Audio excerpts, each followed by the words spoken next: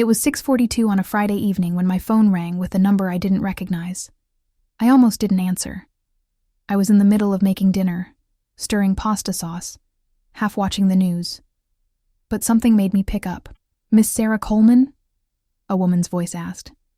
"Professional. Urgent." "Yes," I said. My heart was already starting to pound. "This is Memorial Hospital in Portland. We have a patient here, James Hartford. You're listed as his emergency contact. He's been in a serious car accident and he's asking for you." The wooden spoon fell from my hand into the sauce. "James. Oh, God. Is he okay?" "What happened?" "He's in critical condition," she said. "You need to come now. I'm 53 years old and I've been James Hartford's assistant for 11 years. That's what I tell people when they ask. His executive assistant at Hartford Development Group, one of the biggest commercial real estate companies in Oregon. But the truth is more complicated than that. James and I have been together, really together, for 8 of those 11 years, after his marriage fell apart, after his wife Catherine stopped pretending to care about anything except his money, after his 3 kids grew up and moved away, and only called when they needed something. I grabbed my keys and ran to my car. The hospital was 20 minutes away, and I made it in 12, running 2 red lights and praying no cops were around. My hands shook on the steering wheel. James was 61 years old, and he was the most careful person I knew. He never took risks, never drove fast. What the hell had happened? At the hospital, I ran to the ER desk. "James Hartford," I said, breathing hard. "I'm Sarah Coleman. I'm his emergency contact." The nurse checked her computer. "He's in surgery right now. Someone will update you as soon as possible.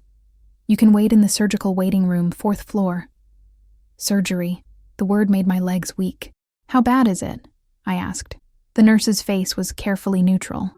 "The doctor will explain everything." 4th floor. I took the elevator up, my heart hammering the whole way. The surgical waiting room was small and cold with fluorescent lights that made everything look gray. A TV played the news on mute in the corner. I sat in a plastic chair and tried to breathe. A doctor came out 20 minutes later. Scrubs. Tired eyes. "Miss Coleman?" he asked. I stood up so fast I got dizzy. "That's me. How is he?" "Mr. Hartford was in a head-on collision on Highway 26. The other driver ran a red light. Your friend has multiple injuries, broken ribs, collapsed lung, internal bleeding. We're operating now to stop the bleeding and repair the damage. He's critical but stable." My vision tunneled. I had to sit back down. "Is he going to make it?" I whispered. "The next 24 hours are crucial," the doctor said.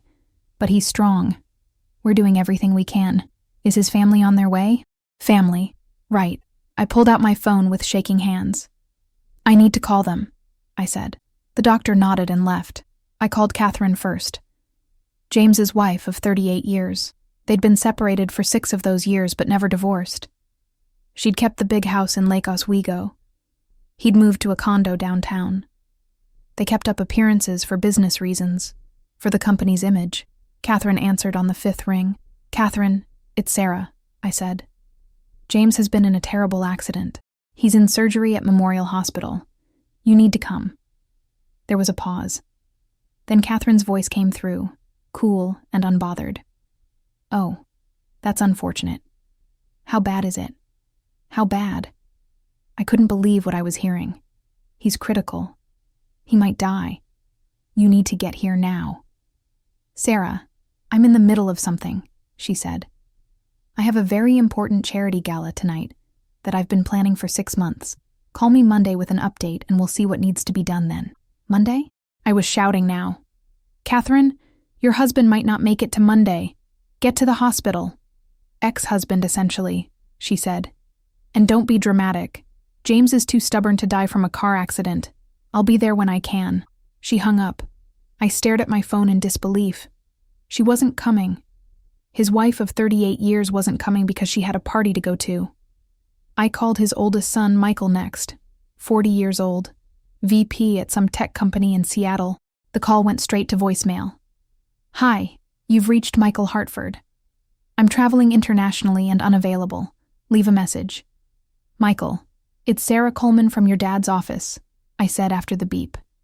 "Your father's been in a serious accident. He's in surgery. Call me back immediately." Then I called his daughter Rebecca, 37, lived in San Francisco. Same thing. Voicemail, currently traveling in Europe, will respond when I return. Finally, I called the youngest, David, 35. The one James worried about most. The one who'd never quite found his footing in life. Voicemail again. Hey, it's David. On a guy's trip in Mexico. No service. Talk when I'm back. I left the same urgent message. Waited 5 minutes. Called them all again. Nothing. Nobody was coming. James was fighting for his life, and nobody in his family could be bothered to pick up the phone. So I stayed. What else could I do? The surgery took 8 hours.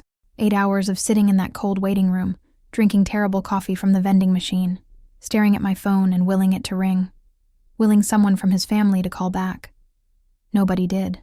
At 2:15 in the morning, the surgeon came out, still in scrubs. He looked exhausted. "Miss Coleman?" he said. I jumped up. "How is he?" "He made it through surgery," the doctor said. "We stopped the bleeding, repaired the damaged organs. He's stable for now, but he's not out of the woods yet. The next 72 hours are critical.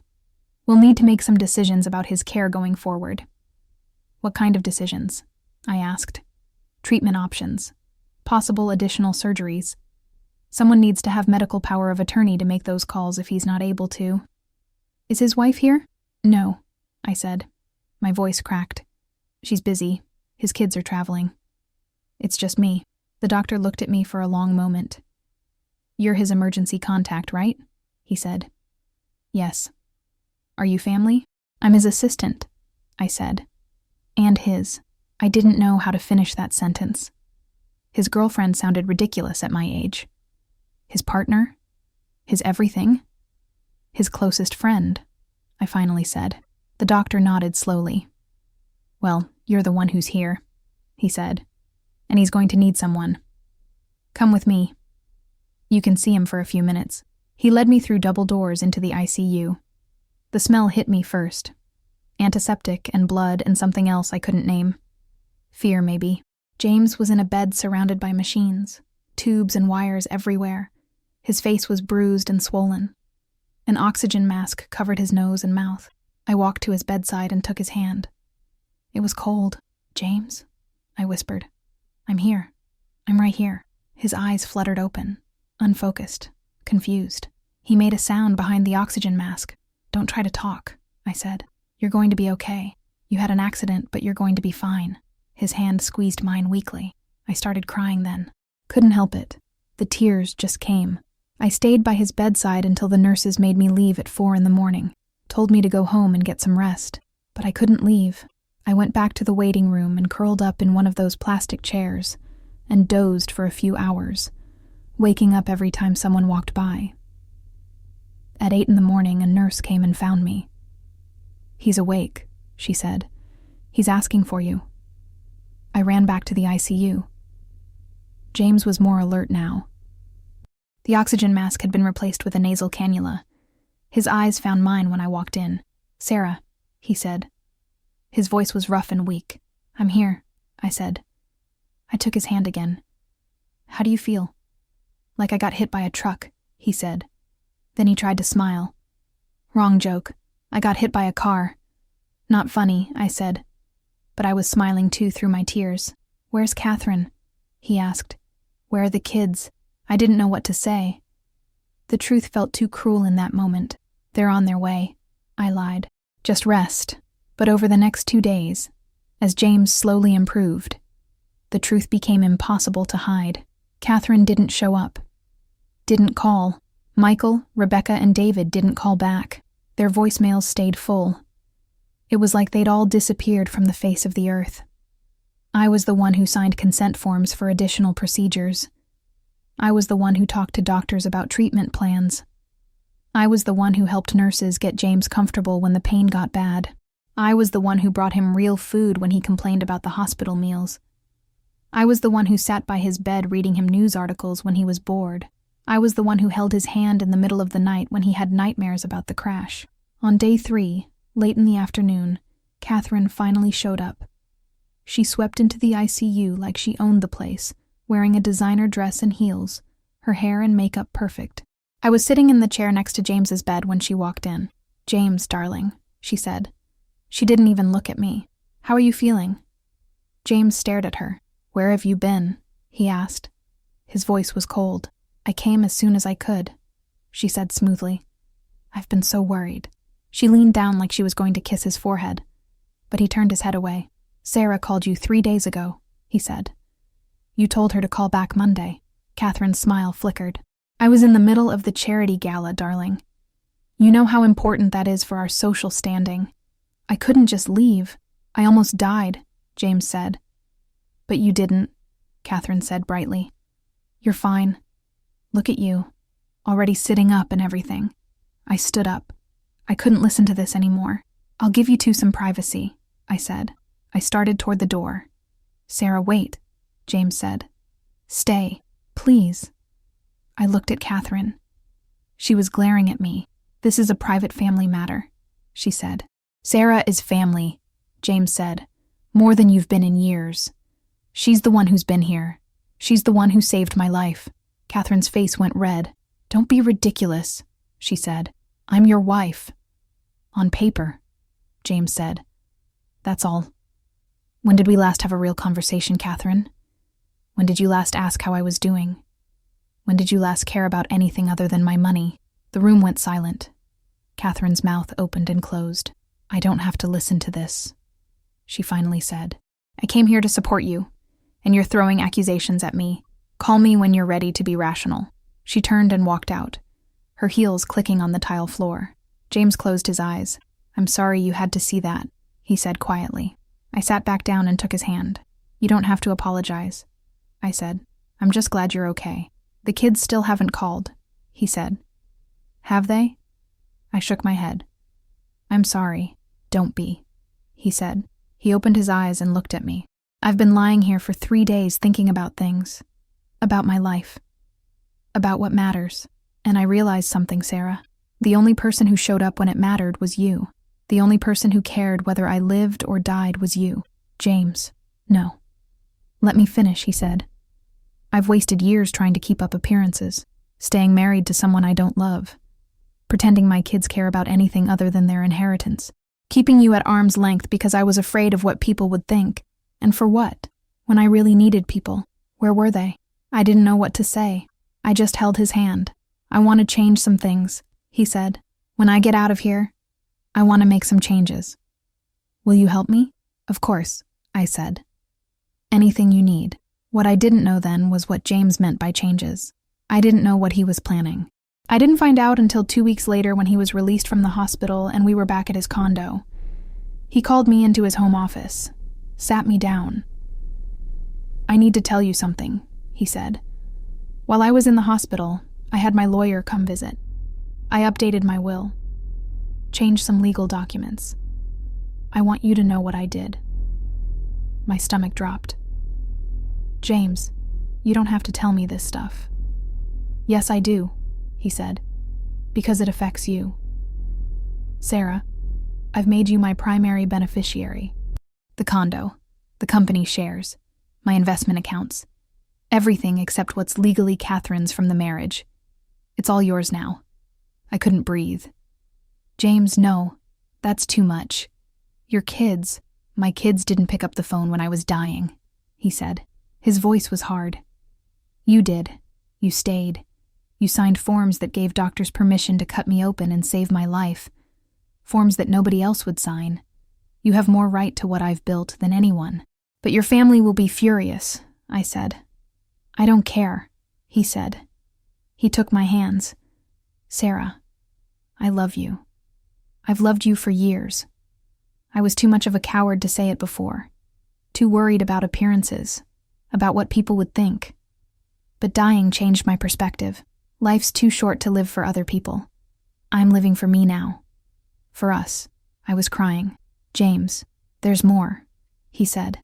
"I also changed my emergency contact, my medical power of attorney, my everything. It's all you now. If something happens to me again, you're the one who makes the decisions, not Catherine, not the kids. You." I didn't know what to say. Part of me wanted to argue, to tell him this was too much, that it would cause too many problems. But another part of me, the part that had spent 3 days terrified I'd lose him, the part that loved him more than I'd ever loved anyone, that part just wanted to say thank you. How did your family react? I finally asked. They don't know yet, James said. He smiled. A real smile. The kind I hadn't seen in years. But they're about to find out. What do you mean? He handed me a folder. Open it, he said. Inside were documents, legal papers, bank statements, phone records. I started reading and felt my heart sink. Oh my God, I whispered. James, what is this? That, he said, is what my wife and kids were doing while I was dying in the hospital. The documents showed everything. While James was in surgery, Catherine had called the company's CFO, tried to get access to accounts, claimed James was incapacitated and she needed to take over financial decisions for the business, tried to move money, freeze assets, take control. The kids had done the same thing. Michael had called the board of directors, told them his father was incapacitated, said he should take over as interim CEO. Rebecca had contacted the family lawyer, tried to get information about the will, asked what she'd inherit. David had called the bank, tried to access James's accounts. They'd coordinated. While he was fighting for his life, they'd been vultures circling, trying to take everything before he could even wake up. I couldn't even come to the hospital. The documents showed Catherine telling the CFO, because I needed to secure our assets. James has been making poor decisions lately. That woman he keeps around has been influencing him. I need to protect the family. That woman. Me. They thought you were going to die, I said quietly. They were already dividing up your estate. James nodded. The CFO recorded the call, thought it was suspicious. He's the one who told me about it. Sent me the evidence. The board did the same thing when Michael called. And the bank flagged David's attempt as potential fraud. They all called me in the hospital once I was awake enough to take calls, wanted to know what the hell was going on. What are you going to do? I asked. I'm going to let them know exactly what I think of them, James said. And I'm going to make sure they understand that their actions have consequences. 2 days later, James called a family meeting. Catherine, Michael, Rebecca, David. He told them all to come to the condo. Said it was important. About his health and the future of the family. They all showed up. First time they'd all been in the same room in years. Catherine arrived in her Mercedes. Michael flew down from Seattle. Rebecca came up from San Francisco. David drove in from wherever he'd been staying since his Mexico trip. I was there too. James insisted. He wanted me there when he told them. They sat in the living room looking uncomfortable. Nobody had said much to each other. Years of resentment and competition had built walls between them. Thank you all for coming, James said. He was standing by the fireplace. Still moving slowly from his injuries, I wanted to talk to you about what happened. About my accident. About your responses to it. Dad, I'm so sorry I couldn't get there sooner, Michael started. I was in Tokyo and... Stop, James said. Just stop. I know where you all were, and I know what you were doing. He handed out copies of the documents, one set for each of them. They started reading. The color drained from their faces. While I was in surgery, he said, You all tried to take over my company, my accounts, my assets. You didn't call to see if I was alive. You called to see what you could take before I died. Catherine stood up. James, that's not what happened. Don't lie to me, he said. His voice was ice. I have recordings, documentation. You told the CFO you needed to protect the family from me. You called Sarah that woman. You tried to freeze my accounts so I couldn't access them if I woke up.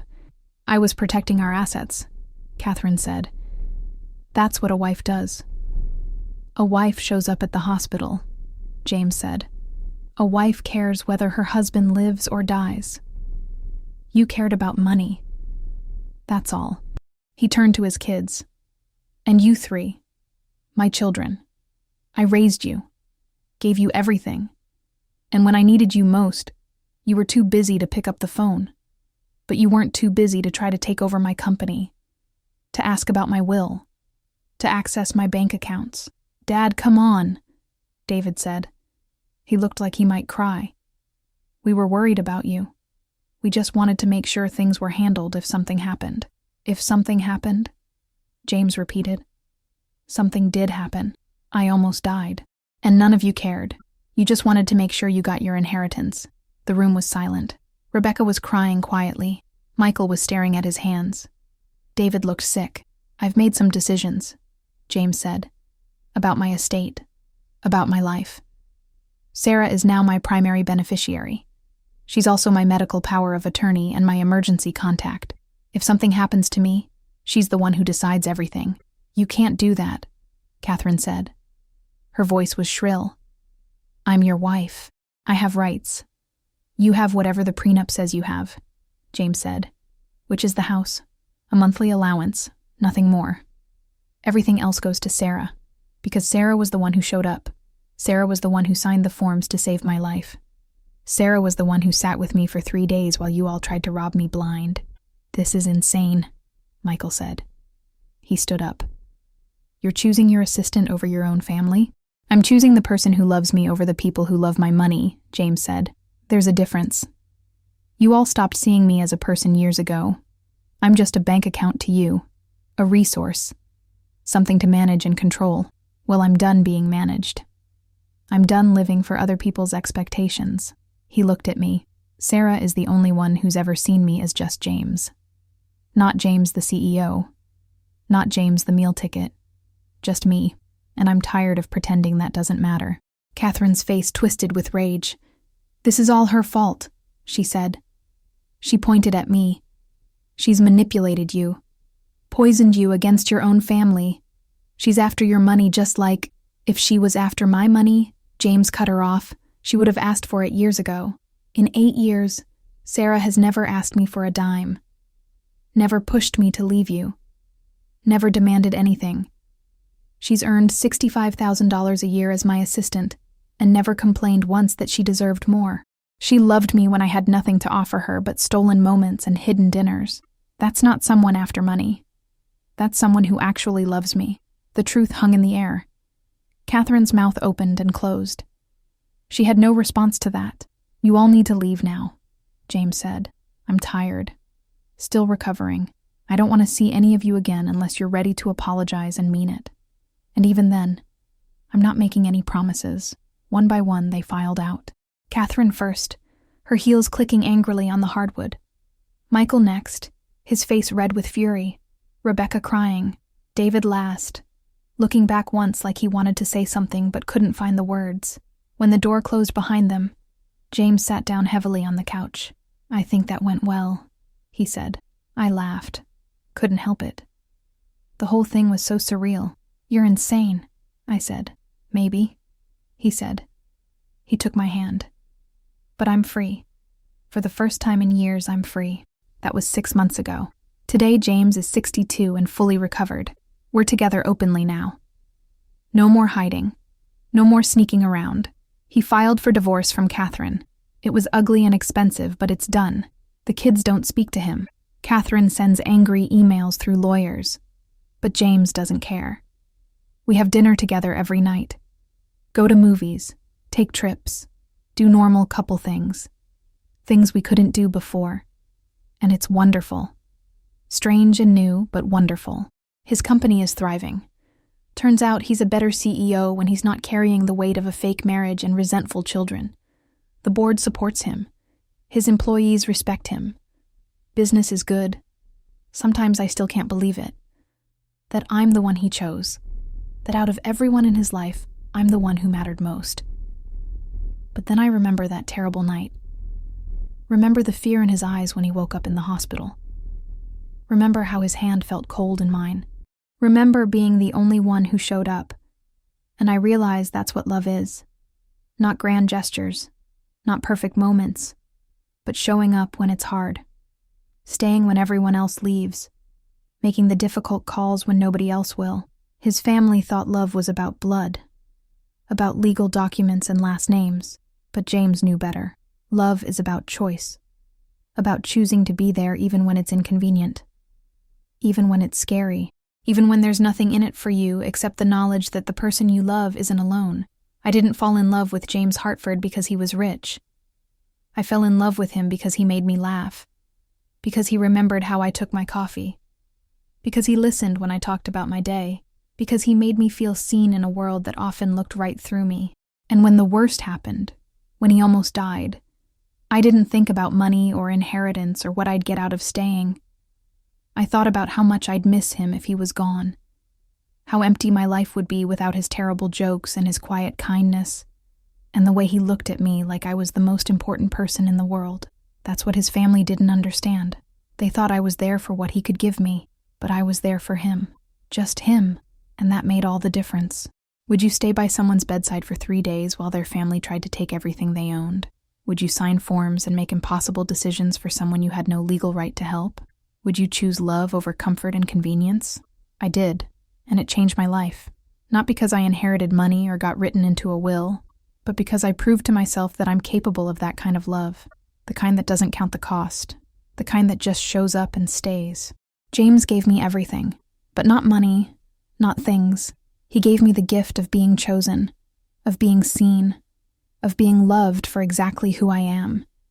And in return, I gave him the same thing, a love that showed up when everyone else was too busy, a love that stayed when staying was hard, a love that chose him over everything else. That's worth more than any inheritance, more than any amount of money in any bank account. Because at the end of the day, when life gets scary and uncertain and hard, the only thing that matters is who shows up, who stays, who holds your hand in the dark and promises you're not alone. I showed up for James, and he showed up for me in the only way he could, by making sure I knew, legally and officially and permanently, that I mattered, that I was family, that I was home. His children are still angry. Catherine still sends lawyers, but none of that matters. What matters is James and I eating breakfast together every morning, taking walks in the evening, planning a future that's ours and nobody else's. Some people thought I was a gold digger who finally hit the jackpot, but they don't know the truth. The truth is simpler and more beautiful than that. I'm just someone who loved a good man, who showed up when nobody else would, who chose him when he needed choosing most. And he chose me back, not because I was young or beautiful or perfect, but because I was there, because I stayed, because I loved him. That's all love really is in the end. Showing up, staying, choosing each other every single day, even when it's hard, especially when it's hard. James taught me that, and I'll never forget it.